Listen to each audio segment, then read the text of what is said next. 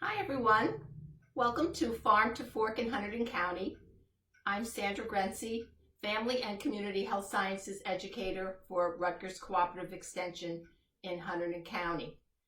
And I'm glad that you're joining me again today for part of our Farm to Fork series, which also promotes the Hunterdon County 579 Trail, which is a great route through our county that promotes local farmers markets and farm stands where you can purchase and enjoy locally grown produce.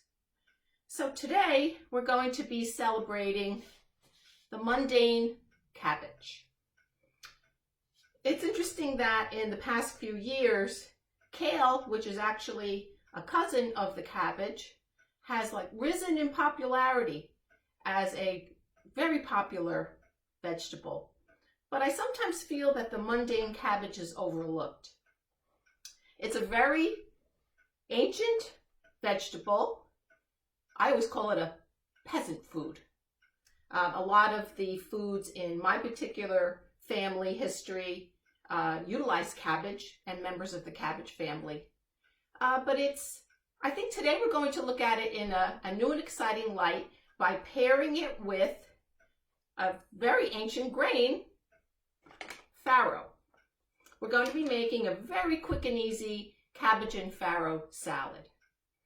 So, per usual, before we get into the actual recipe, which will just take a few minutes, it's so quick, I want to talk about these two foods that are nutritional powerhouses. So if you caught Megan Muehlbauer's video from the field this week, she showed us all the members of the cabbage family: broccoli, kale, Brussels sprouts, mustard greens, collard greens, and of course cabbage. So they're all related and they have similar nutritional value. But in talking about cabbage nutrition, it really is a superstar. It is high in fiber, and a good portion of the fiber is soluble fiber, which we know is very beneficial to our gut bacteria and also to our lipid profile and our heart health. It is loaded with vitamin C. In fact, red cabbage, which is the kind that I selected for our salad today, has one of the highest vitamin C contents of the different types of cabbage. 1 cup of red cabbage will provide you with about 85% of your daily requirement for vitamin C. So that's really nice and high. So not all of our vitamin C has to come from citrus fruits, for example. A lot of vegetables can also provide a good amount of vitamin C, and cabbage is a standout. It's also high in other vitamins and minerals such as folate, some trace minerals like manganese, potassium, and magnesium. Altogether, those are very beneficial for heart health and just healthy bodily functions. And cabbage and the brassica family is also famous for other phytochemicals, phytonutrients that are beneficial to our health. So antioxidants, for example, the plant compounds that are providing this cabbage with its very beautiful purple color. The types of compounds that actually give cabbage its characteristic smell when we're cooking it, the sulfur-containing plant compounds, are all very important to our health. And in addition, when I was doing my research for this, I learned that cabbage is also a good source of glutamine, which is an amino acid that in particular is very helpful to our gut bacteria. So, cabbage, outstanding nutrition superstar, very versatile. We can eat it raw, as in what we're doing today, which is really sort of a slaw salad. We can cook it, we can braise it, we can ferment it to make sauerkraut. Very versatile, very economical too. So that's 1/2 of our awesome nutrition superstars for today. The other half that I selected was an ancient grain called farro. I have to confess, I am really interested in a lot of the ancient and more exotic grains that are on the market today. So for today's salad, I thought, let me see if I can incorporate farro, because I've been wanting to really come up with a recipe to utilize farro so that I can include it more in my cooking. So let's talk a little bit about farro, because it's actually a little bit complicated. It's very ancient grain. It was grown in Mesopotamia thousands of years ago. It was a staple in the Roman Empire, staple grain. But contrary to popular belief, the word farro does not really refer to one grain. It's actually the Italian word for ancient grain. So there were three types or three varieties of grains that we loosely refer to as farro. The first one is einkorn or farro piccolo. The second one is spelt or farro grande. And the third one is emmer or farro medio. And in the United States and European markets, it's actually emmer that is probably the most common and the grain that we typically refer to farro in our marketplaces and in our diets. So when I was preparing for this video, I of course went out to look at what farro is available on the local marketplace. And there are actually a couple of different types of farro that you might find in the store. And it depends on how the farro was processed.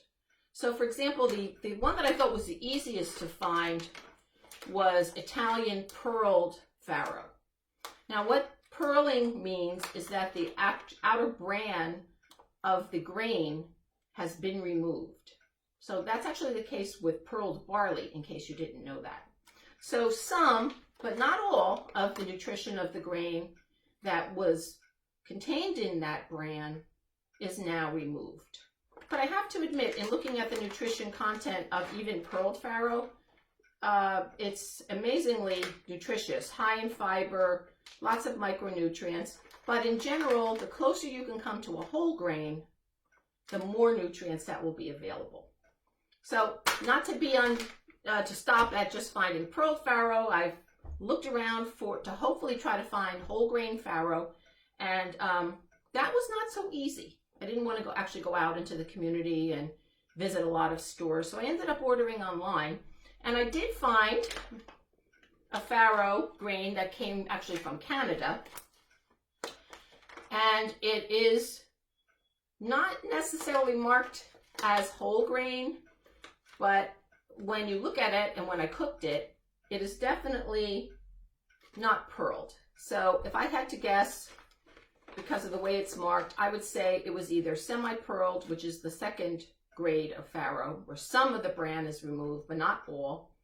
Or it may even actually be whole grain, but it's just not labeled the way we would label it in the United States. But bottom line, I looked up the nutrition. The nutrition is actually pretty similar. There might be slight differences in the micronutrients, but overall, farro in general is a high protein grain. It has high fiber, and a good portion of that is also soluble fiber, which again is beneficial to our hearts, our cardiovascular systems. A good amount of protein, about 6 grams in a quarter cup dry serving of farro, which would cook up to at least a half a cup, maybe even 3/4 of a cup serving. That's a good amount of protein in the grain. And again, the standout nutrients in farro as a grain include vitamin B3 or niacin, magnesium, zinc, iron, and other plant antioxidants that are contained in whole grains, such as polyphenols, carotenoids, polysterols, that are beneficial to our overall health. So two nutrition superstars. I'll talk a little bit more about how to prepare farro in case you might be daunted by that. So it comes, again, you're going to find it as a dry packaged grain. And I wish you could really see on the video the difference of, there's a little bit of difference in color between the more whole grain or semi-pearled farro versus the pearled farro. I don't know if you can see it. This is the lighter pearled farro. The bran has definitely been removed from this one. So there is a difference in color. The semi-pearled or whole grain is definitely darker. Yes, that just proves the processing. So we have options when it comes to cooking up farro. When I Googled all different ways to prepare it, you can prepare it basically like any cereal grain.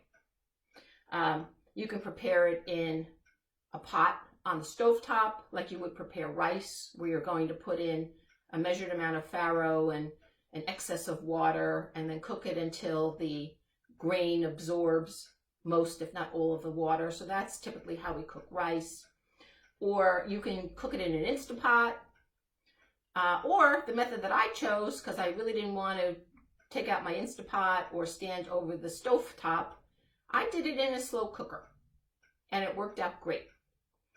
Most of the directions will say whether it's pearled farro or whole grain farro, definitely rinse the grains before you start cooking. And the whole grain farro, it's recommended to soak overnight. Although I'm going to be honest, for mine, I soaked for a couple of hours because I knew I was going to be using the slow cooker where it was going to be getting several hours of soaking, essentially. So the recipe that I followed to prepare my farro, I used about 2 cups. I wanted to go right for the semi-whole grain farro and experiment with that. 2 cups of grains to 8 cups of water. Put it in my slow cooker and cooked it on high for about 1.5 to 2 hours until the texture of the farro was softer, chewier. You really have a little bit of your own discretion here. You can cook it till it's the texture that you like. I like a little bit of chew in my grains, like when I'm cooking whole grain oatmeal or this particular grain, and I thought it would hold up really nicely in the salad. So it was very easy. You just drain the excess water. And what I did, if you're following me on these videos, you know that I like to freeze things. So I divvied up my cooked, this is my cooked farro. The grains, you can see, have swelled. In fact, I ended up with, so from 2 cups of dry farro, I ended up with 5 cups of cooked farro. And I froze it in 1 cup individual servings. I've already tossed a bag of this into some chicken vegetable soup. That was great. It did not make my soup gummy like adding pasta would. I didn't have to worry about it getting mushy like rice. It held up really well. So I really highly recommend using your freezer to portion out servings of whatever you're preserving and using them for future recipes. So that's what I did today. Took it out of the freezer. Boom, ready to go. Okay, so how can we use our farro? Well, we're using it in a salad. I already told you I used it in a soup the other night. You can use it in a stir fry or in a casserole. You can eat it like oatmeal, like breakfast cereal. You can use it in sort of like muesli with dried fruits and nuts. So it's very versatile. It's very nutritious, and combined with our superstar cabbage, this simple salad is really a very nutritious and delightful side dish. So let's get started with this. So what are we going to need today? We'll need, I'm going to be cutting the recipe down to a portion that I know that my husband and I will actually be able to finish in 1 serving. So I'm going to use about, I don't know, maybe about 1.5 cups or maybe even 2 cups of shredded beautiful red cabbage, which I shredded with my mandolin slicer, which is now my favorite kitchen tool. Seems like I'm using that more in the past couple weeks than I ever have.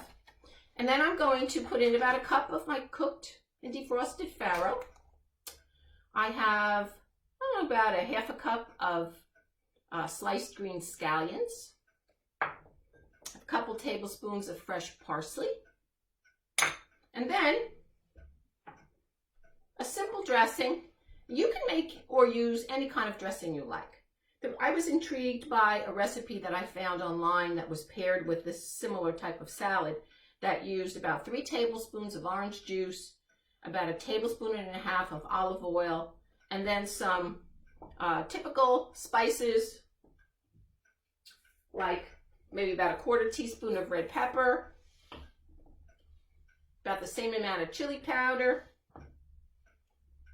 and about the same amount of cumin. That's, oh, and a chopped garlic clove. So that was what was in this recipe, dressing recipe that I wanted to try. You really, I mean, the sky's the limit on what kind of a recipe you might want to pair with this. It could just be simple oil and vinegar, or it could be some purchased dressing if you don't want to take the time to make your own. But we're going to try this one out.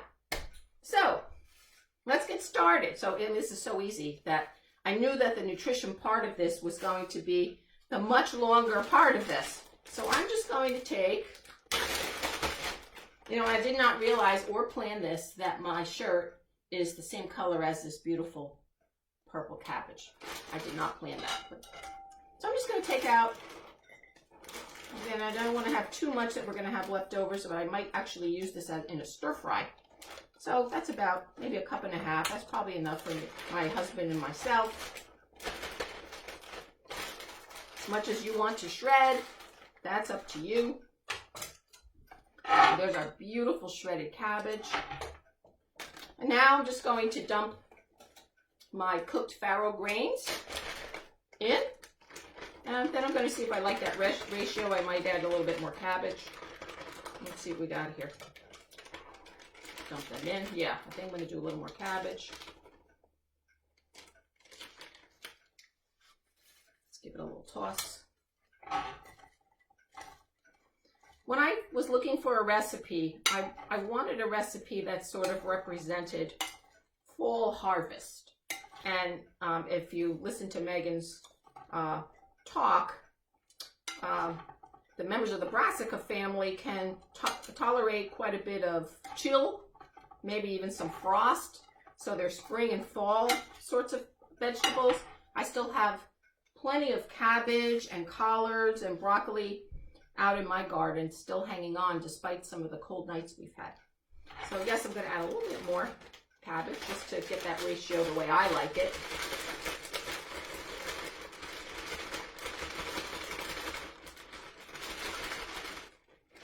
Okay. And when I was planning this recipe, I actually said, if I do have leftovers with this, I could actually just use it as a stir fry. So there's my beautiful farro grains mixed in with my cabbage. Now let's just add in our scallions.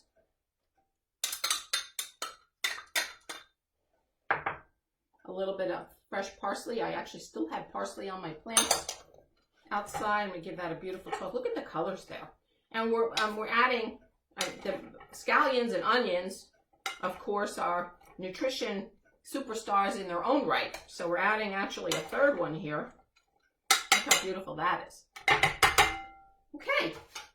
All we have to do now is add a little bit of our citrusy dressing.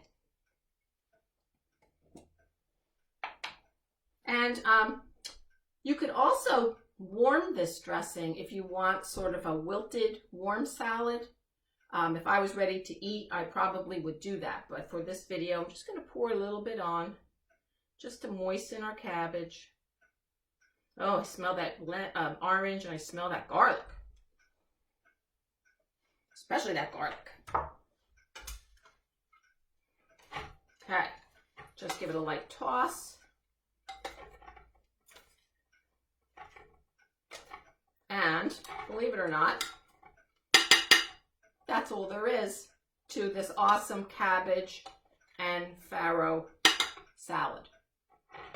So sometimes it's fun to think of some vegetables that we usually take for granted in a new and exciting way. And pairing, I don't think of cabbage as mundane. It really is a big part of my family's historical dietary patterns, let's put it that way.